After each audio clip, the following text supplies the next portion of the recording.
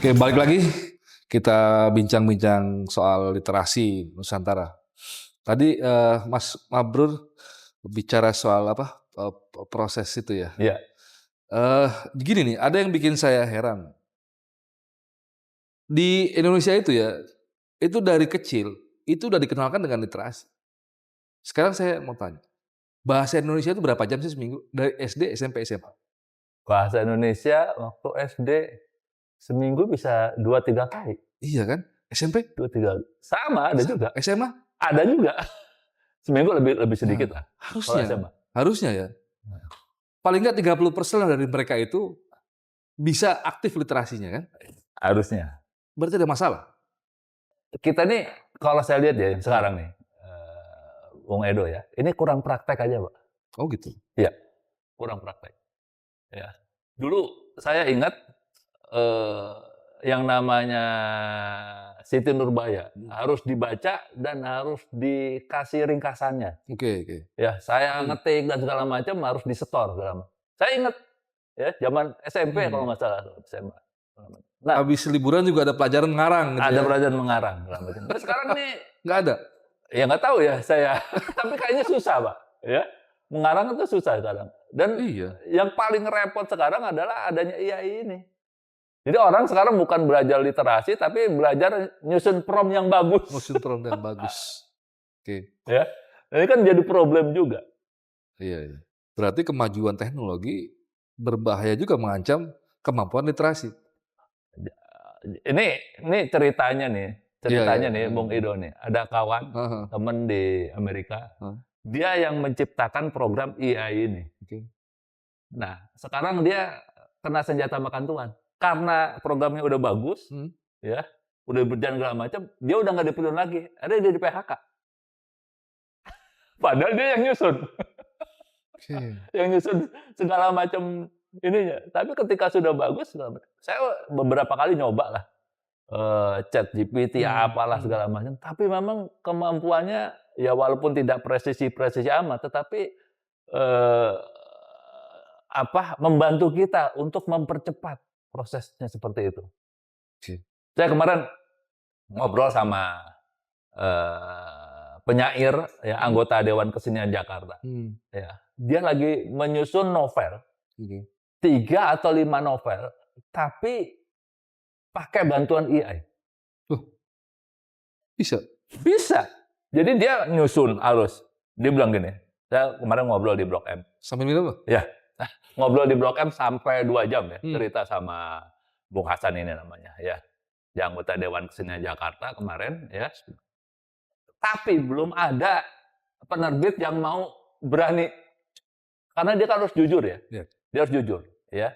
Dia harus jujur mengatakan bahwasanya saya nulis novel ini dibantu oleh artificial intelligence. Gila, itu sekuat apa sih AI itu bisa menghadirkan karya literasi itu? Karena gini ya, bicara novel itu ada deskripsi, ada narasi, ada dialog. Kan butuh emosi semua, Pak. Nah, dia masukkan prompt-nya. Gitu. Dia masukkan prompt-nya. Saya ini nggak usah susah-susah lah. Saya kemarin jadi panitia di rumah saya RW. Saya bilang begini sama ChatGPT, tolong bikinkan kriteria untuk lomba video tutorial video membuat tumpeng. Iya kan? Itu dalam waktu nggak sampai hitungan detik lah, itu udah keluar segala macam. Terus dia nanya sama kita, ada yang perlu ditambahkan lagi? Saya minta ada koreksi dikit lah, jangan yang kriterianya jangan ini dihapus aja segala macam. Sama dia dibikinin baru lagi. Sampai dia nawarin, saya bisa bikin lembar kerja buat nanti jurinya tinggal masukin angka aja. Dibikinin dalam bentuk buat saya tinggal copy paste, tinggal unduh aja. Itu nggak sampai 3 menit, udah beres semuanya. Dan itu sesuai dengan apa yang saya inginkan. Oke. AI? Iya. Dan itu masih saya pakai yang gratisan lah. Iya. Kalau pakai yang berbayar, lebih canggih lagi. Dia bisa mengeluarkan gambar, dia bisa keluarkan suara. Saya kemarin dikirimin, Mas Mabrur, nih saya kirim lagu segala macam. Siapa yang bikin? Enggak, saya bantuan IAS saja. Ada 3 lagu tentang Indonesia, kemerdekaan Indonesia, baru segala macam yang nyanyi IAS semua. IAS semua, luar biasa. Nah, ini literasi kita mau dibawa kemana, Bung Edo, kalau udah begitu? Tapi manfaat positifnya ada juga dari AI sebetulnya kan? Iya. Tapi ya gimana ya, kayak dua sisi. Betul. Semuanya memang harus berakar dari masukan yang kita inginkan sebenarnya. Jadi kembali ke kawan saya ini, penyair dan wartawan senior ya, pemret di grupnya Jawa Pos yang kemarin ya. Dia bilang macam, saya melihat AI ini menjadi alat bantu yang paling powerful ya, untuk kita membangun literasi, dia bilang begitu. Cuman masalahnya, ini kan masalah etik aja. Ya masalah etik. Ini penerbit, dia udah nyoba 3 penerbit nggak ada yang mau. Karena apa? Ya nanti dianggap bukan karya orisinil. Saya tanya sama Bang Hasan, Bang Hasan, itu gimana cara bikinnya? Saya ya sebagaimana dia bikin novel dulu ya, yang manual gitu.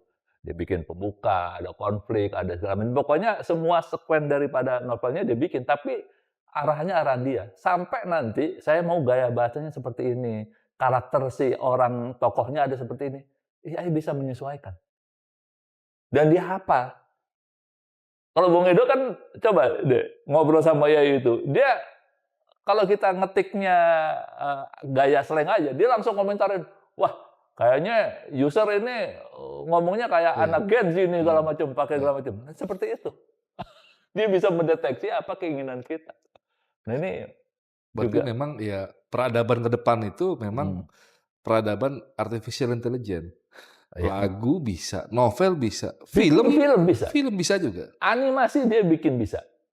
Jadi ini nih tantangan kita sekarang, Bung Edo ya, dari serat dari babat yang ditulis di daun lontar, dari batu, di tulang segala macam. Sekarang dengan omongan kita itu semua bisa jadi, dan itu kan bisa jadi bendanya, bisa di print, bisa jadi film. Ada produknya langsung. Ada produknya, gitu. Ya, harusnya anak-anak Gen Z sekarang ini memang lebih pintar dari kita, harusnya. Ya, dan ya itu kejadian sih, memang banyak lebih pintar dari kita. Ya. Tapi memang ya pasti kita menunggu juga sih karya-karya AI. Artinya otentifikasinya mungkin originalitasnya mungkin 50%nya AI. Ya. Suatu saat mungkin akan dilegalkan, dianggap pasti. Udahlah, udah zamannya sekarang sudah digital. Iya. Ya kan, udah nggak. Yang penting yang nulis promptnya itu dianggap itulah kekayaan intelektualnya di situ. Betul. Dan sekarang yang namanya prompt itu Bung Edo lihat nggak kalau di buka-buka platform media sosial, itu sekarang bikin prompt aja dijual. Jadi e-book tentang bikin prompt. Tutorial. Tutorial bikin prompt yang presisi dan segala macam. Kita buat aja pelatihan membuat prompt. Iya. Nah itu juga salah satu bentuk literasi. Jadi memang ya dunia sudah sedemikian rupa.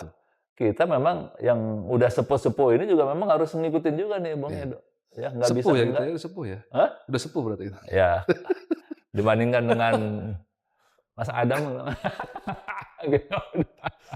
Sepuh. Tapi senangnya kita, ya kita ini dari mulai zaman mesin ketik, komputer pakai dot, ya bukanya, ya. Kemudian sampai ke HP muncul, kemudian komunikator sampai ke smartphone. Kita mengalaminya. Ya, saya dulu pertama kali jadi reporter itu pakai mesin ketik punya bapak saya yang tulisannya miring, bukan yang tegak. Tapi sekarang saya nulis cerita, nulis segala macam itu cukup di note-nya ponsel aja. Saya nggak punya, sampai sekarang saya nggak punya laptop. Karena apa? Karena semua di HP saya udah bisa semua.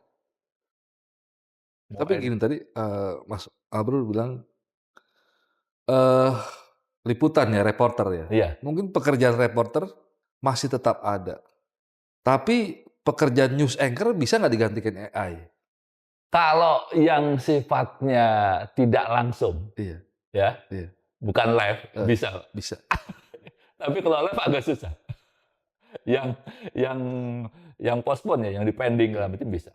Ya. Berarti kita akan bahas nih literasi, AI, dan juga broadcast setelah yang satu ini.